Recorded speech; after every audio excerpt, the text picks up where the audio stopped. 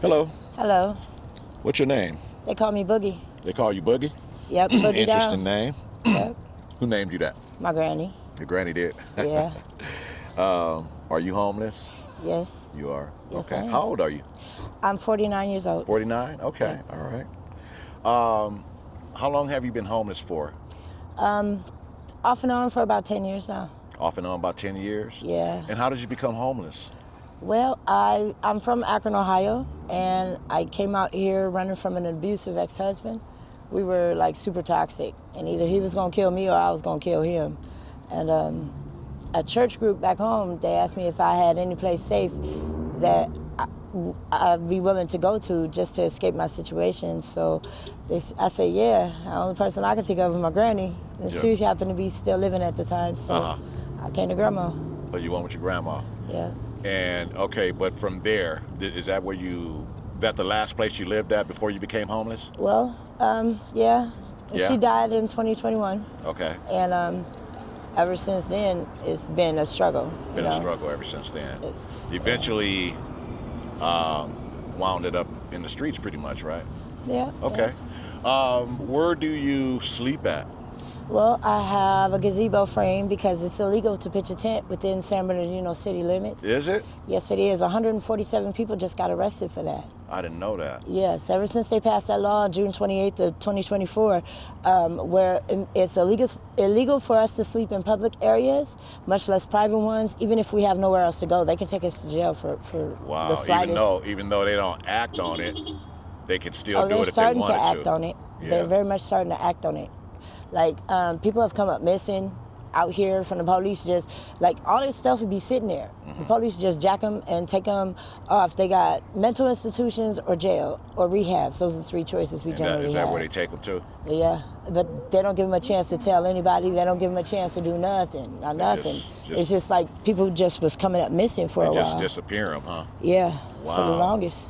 That's interesting. And Wow. with ICE doing all them raids and stuff, and a lot of people out here in this California, a lot of people is illegals.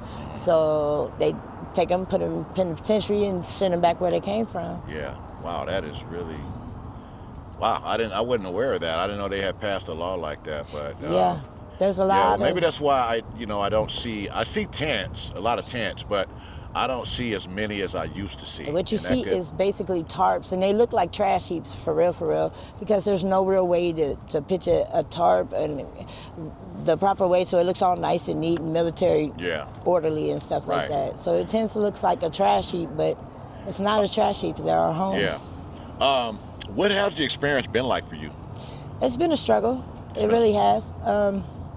When I first came out here and became homeless, I was staying in the field right there between E and Stoddard, right down from the East Street Market, and I was actually raped in my sleep. I woke up having sex with somebody I didn't know, and after that happened, that kind of like literally just changed everything about me.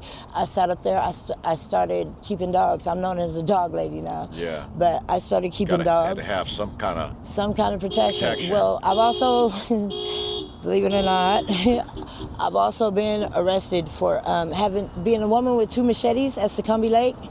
Like a couple of years ago, some people were trying to rob me for everything that I owned, and they actually set my homeboy up and had him put in jail so they could get his shit, right? People out here are treacherous, very treacherous. And so I had his dogs and my dogs. All together I had like 10 dogs. And I just had animal control drop me off some bags of dog food because they look out a lot, they do, you know? And they dropped off the bag of dog food. Well, the people came and they tried to get everything I owned, the rest of whatever Tony stuff he had. And then they went for the dog food, and that's when I was like, look, y'all can have all this shit, but you touch that dog's food, that's like messing with my kids. Right. You know, and I'm not having that. I'll chop your hands off. But just so happened the police pulled up right when I was telling them this, and That squashed it all right there. Yeah. But I only ended up, thank God the officers, I must say, the officers did their job, because I don't do anything. All I do is recycle, okay? I support myself. I'm not no hoe out here. My name is good out here, you know what I mean? Yeah. So it was like they did their job. They followed, and and did their homework, and by the time I went to court 3 days later, all charges was dropped. Wow. You know, I had assault with a deadly weapon, non-firearm, 2 counts. Okay. Yeah. Wow. I'm on YouTube too. Yeah. Yeah, they got me on there. Everybody I know said, I know that ass anywhere. But it's also been like good times out here too, because Good times you know, too? Uh-huh. yeah, because I tend to cook every day, so I tend to feed a lot of people. Uh-huh. I do. I feed a lot of people out here, and like with my recycling, a lot of times I come up on clothes or shoes or medical supplies or dog food or anything, you know, and I don't mind passing it on. I don't mind giving to somebody who I know ain't got it. Right. Because when code enforcement hits or Caltrans hits, we tend to lose everything. The first 5 years I was here, I had to replace my ID 73 times. Wow. Why is that? 5 years. Because code enforcement and Caltrans, they kept, like, they would take everything I owned and throw it away. I've had laptops taken from me. How did they throw your ID and stuff away though? Because unless you know exactly where your stuff is, Oh. then they're not going to give you the chance to get it. They're not.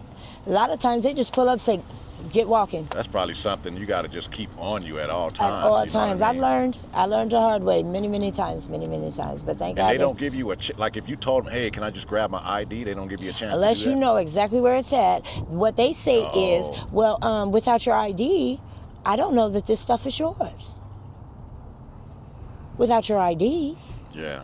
So Wow. they don't want to let you just go in somebody's stuff, but they'll throw all your stuff They away. would throw it away. So what does it matter? They say that, oh, we're going to take it and put it in holding for you, but they never do. Only the trash truck comes. I never see a pickup truck that come get our stuff. I never see them itemize and tag our stuff with our name or identifier marks or something that to identify that as ours so we can go reclaim it. I never see them do that. When they come and clean up the side of the freeways and when they come and clean up the fields and stuff that we be in, man, you never see no workers saying, okay, well, what do you need out of here? Da, da, da, da. They don't work with us. They work against us. And it's like back in the days, it didn't used to always be like that. Yeah. Like the trash man, hello, how are you? The trash man would tell us, okay, well, we're going to come on such and such a day. And on such and such a day, if we had all our trash in the front, you know what I mean? And we would have it bagged up for him.